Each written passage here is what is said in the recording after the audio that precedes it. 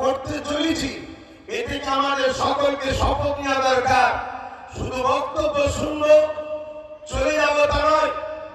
একদিকে যেমন আমাদেরকে আগামী দিন সংবিধানকে বাঁচানোর জন্য লড়াই করতে হবে, সাথে সাথে দেশকে যারা স্বাধীন করে আমাদের কাছে তুলে দিয়ে গেছে সেই দেশকে সার্বভৌমত্বকে নিরাপদে রাখার জন্য আমাদেরকে অঙ্গীকারবদ্ধ হতে হবে।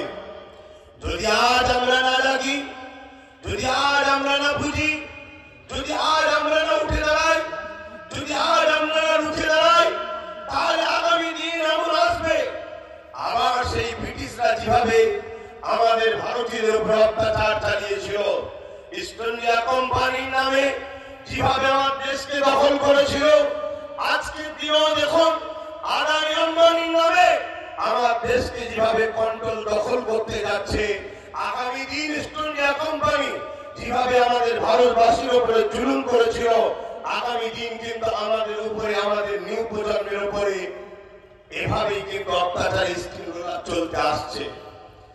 সময় হয়েছে আমাদের এখনই উঠে দাঁড়াতে হবে, আমাদেরকে রুখতে হবে, সংবিধানকে বাঁচাতে হবে, দেশের গণতন্ত্র, দেশের সার্বভৌমত্বকে নিরাপদে রাখতে হবে। আমরা এখান থেকে আওয়াজ তুলব, হিন্দু ভাই সে তার বিশ্বাস, তার আস্থা, তার ধর্মীয় কালচার সে স্বাধীনভাবে করবে। দলিত ভাই, আদিবাসী ভাই, শিখ, পাঞ্জাবি ভাই, যে যার ধর্ম বিশ্বাস আস্থা সে তার মতো করবে, দেশ তাকে অধিকার দিয়েছে। ঠিক তেমনই পাশাপাশি ইসলামের অনুসারী আমরা যারা, আমরা আমাদের আস্থা, আমাদের বিশ্বাস, আমাদের কালচার, আমাদের রীতিনীতি, আমরা আমাদের ধর্মীয় স্বাধীনতা নিজেদের আস্থা বিশ্বাসের উপরে করবো আমরা। কিন্তু দিনের শেষে আমরা সবাই ভারতীয়, আমাদের সকলকে ঐক্যবদ্ধ হয়ে এই বিশাল ভারত নামক গাছটাকে বাঁচাতে হবে।